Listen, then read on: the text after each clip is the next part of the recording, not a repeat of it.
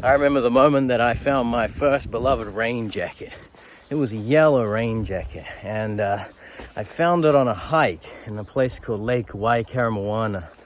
You know, me and my dad were hiking it. I must have been about 18, and about an hour into the track, we see this yellow rain jacket just hung over a rock there. And you know what?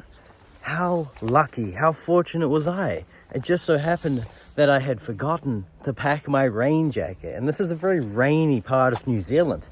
And so I felt blessed. This yellow rain jacket had been left on the path, perhaps by accident, but left on the path no less. And I was fortunate enough to stumble upon it, and I took it.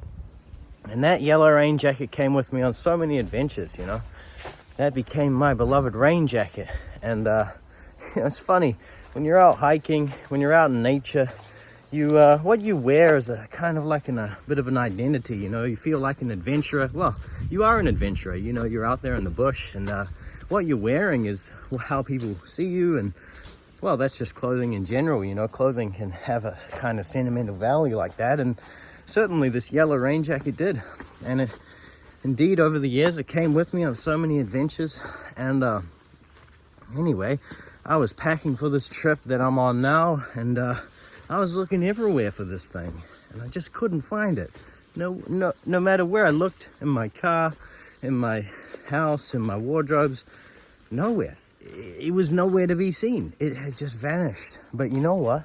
I think I may have accidentally left it on some track, hung on some rock for the next adventurer to find. And I like to think that is definitely the case, and it's being worn somewhere out there in the world. That is my hope.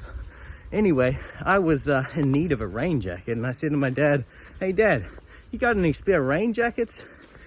And he said, "Yeah, I got this old blue one that I used to go running in the bush with." And so I pick it up and I look at it, and I'm like, "That's an old, worn old thing. I'll take it because I need it." And I take it, and then it's the very one that I'm wearing now. And I put it on for the first time just a couple of days ago on Stewart Island. And you know what? I felt like a new character in this thing. I honestly felt like a new character was born. And so, on these adventures that I'm on currently, you know, around the bottom reaches of the South Island of New Zealand, you know, running around in the bush with this blue rain jacket, a new character was born. I like to call him the Blue Adventurer. And here I am telling stories. And so the Blue Adventurer tells stories. I'd be prone to naming this channel the Blue Adventurer if I was, you know, traveling the world or something, wearing this rain jacket, and I could just tell stories. But that's not my path, you see.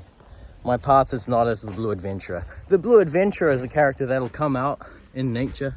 But actually, I'm just doing this little nature trip before I get into the new year, before I get stuck into my new routine and back into my work projects and things. So I'm just Josh, you know, that's just who I am. And this is just going to be Josh's stories, not the Blue Adventurer, but that's a cool name for a channel.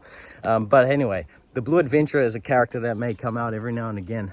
Yeah, that's about all I had to say. Good luck. See ya.